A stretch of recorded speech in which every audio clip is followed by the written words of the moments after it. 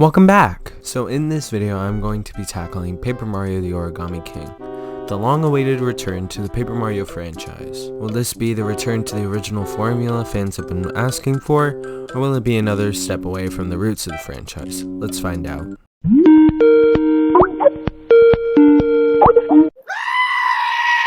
So if you've seen any Paper Mario videos online, you would know that the recent changes made to the franchise haven't set well with fans of the original two games. One of the arguments from people who like the newer games is that the older fans are just nostalgia blind, which I don't think is a good argument because a company completely changing a franchise is major, and people who are upset, at least in my opinion, have the right to be upset. Imagine if Apple came out this year and instead of making a mobile phone, they made a rotary phone. Yeah, it's still a phone, but it's not what people want. And I think that's what happened with the Paper Mario series. I think the developers were too caught up with making the game different for each entry that they forgot what made it popular in the first place. It wasn't the fact that Mario was paper thin or the paper aesthetic, it was the story and the characters you met along the way. That was the issue with the last two games. They did a good job with the world design and the humor, but they ruined the battle system and the story in the process. They designed and marketed the game towards kids when the core fan base was in their early to late 20s. Which is one reason that I think Color Splash did so horribly. So this game is based on the storyline that King Ollie, who's the main villain, has turned Princess Peach and about half of the world into origami and has wrapped Peach's castle in 5 different colored ribbons. Mario pairs up with King Ollie's sister, Olivia, to try and stop King Ollie from turning the world into evil origami. As you go along in the story, you meet up with different characters who stay with you throughout the area you explore. I can say that this game improved upon or fixed the problems with Color Splash and Sticker Star, so let's dive into those. Let's start with what I enjoyed from this game. First of all, they removed the stickers and the cards from the battle and replaced them with a design that reminds me of the first game more than the last two, which is a great improvement. The stickers and cards were a way to venture off from the original battle system, but they did a horrible job at it. And to see them revert back to something like the first game's battle mechanics let me know that they actually heard the backlash and may actually start listening to fans. Or they looked at the sales of the last game and realized that they need to do something if they want to make any money. Nintendo decided to do something crazy and bring back partners from the first two games. Granted, they are temporary partners, but they have such great character development that when they leave, it felt like I was letting go of a friend. So for anyone wondering if the enemies help you in battle, they do, but you don't get to choose what they do. They have a specific action that they perform each time that after you attack, but sometimes they fail, and while it's very infuriating, it's fun to watch them and laugh at them falling over. So while I was playing this game, I decided to take notes so it would be easier for me to complete my thoughts for this review. And one of the things I wrote said, I don't want to give any spoilers, but the way Bobby left our group almost made me cry. So I may be sensitive, but he was so well written in the story that him leaving was such a sad moment for the characters and the player. So back when I bought Paper Mario Color Splash, I found it pretty funny, but I felt like the game didn't take itself seriously enough and relied on jokes a lot. But I feel this game has a perfect balance of humor and seriousness in it. Don't get me wrong, there was a ton of humor in this game, but this game balances it out enough that it can feel spooky at times and laugh out loud funny at others. So the story in this game was improved upon a frick ton from the last game. Here's my reaction from right after I defeated the game. Don't worry, there aren't any spoilers. So I just finished playing the game I started literally 4 days ago, and it's on the credits right now. This game is the last game in the series. Compared to the game I just played, this game deserves to go in the trash. I have never seen a more wholesome ending in a video game.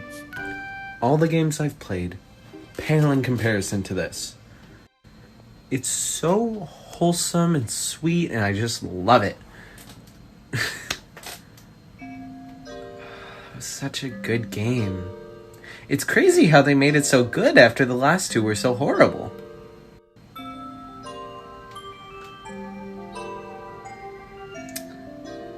I'm trying to think of something else to say, but like this game was just so good, there's nothing else to say.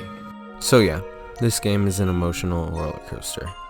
The way everything is connected makes it all feel like a real world compared to something like Sticker Star or Color Splash, where there were world maps. The areas in those games didn't feel like part of a world, they just felt like a place for Mario to explore. And that's it. This feels like a world. This game is also beautiful.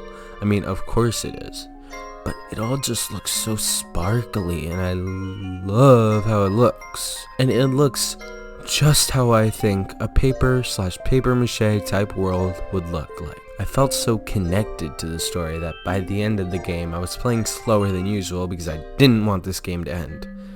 I guess that's how some of the fans of the original games felt. I don't want to spoil anything, but oh boy, that was crazy. Nintendo went all out in the story department, and it shows. The whole game was leading up to this ending, and it did not disappoint. Color Splash had barely any story elements, and there wasn't anything interesting for most of the game, but this game is such a big story that this game looks perfect compared to Color Splash. Oh god, I can't tell you how good the story is. It's just so freaking good. Even if they stick with the bland partners, at least we'll have them, and at least the developers will know that we like stuff like this. So now that that's over with, I think it's time for the negatives. This game did a lot of things right, but just like any franchise trying to survive after its last 2 games were a flop, it had a few flaws. One of the first one is how there isn't any XP to collect from battling. No, this isn't the biggest complaint, but I feel like the XP system was great in the original games because it was a great incentive to battle, since the XP you'd gain would let you upgrade the amount of HP, FP, or BP you'd be able to have. Just like Color Splash with the paint, all battling gives you is a bunch of confetti and coins, which is kind of like not taking a step forward or backward. They just stayed where they were on that. Another complaint that I've already mentioned, but I feel like is valid here, is that you can't choose what your partner does in battle. I shouldn't be complaining because it's a miracle that we even have partners, but it seems like such a simple concept. The first game had at least 2 options for what the partners could do, depending on the species of the partner, and this game just has them automatically attack after you go. I guess it's fine, but I just wish we had more of a choice. Speaking of partners, I wish they had more of a personality. What do we have? An origami girl, which is pretty unique, a Bomb with amnesia, or Thinky Panic, a Professor Toad, Kamek, and Bowser Jr. So there are a few interesting ones, but for the most part, they're just bland Nintendo characters. We've seen Bowser before, we've seen Toads before, we've seen Bob-Ombs before. It just feels like Nintendo wants to play it safe instead of creating characters that are new and unique to the Mario universe. These characters have backstories, but I feel like if Nintendo took a chance with new characters, it would have paid off exponentially. But this game did have its good parts, and I feel like I may have given it more credit than it deserved, so it's time to rate the game. Yeah, I'm starting a 10-point rating system for my reviews. 1 being the absolute worst, and 10 being the best game I've ever played and would recommend to anyone I'd come across. For this game, at least for me, it would lie on about a 6 to a 6.5 spot, because for all its flaws, it has some fun and hilarious moments. Seriously, this game was challenging in the best way possible. The final boss gave me the biggest energy rush I've ever gotten from a video game before. Well, that's my review. Thanks for watching, and I will see you next time. Bye-bye.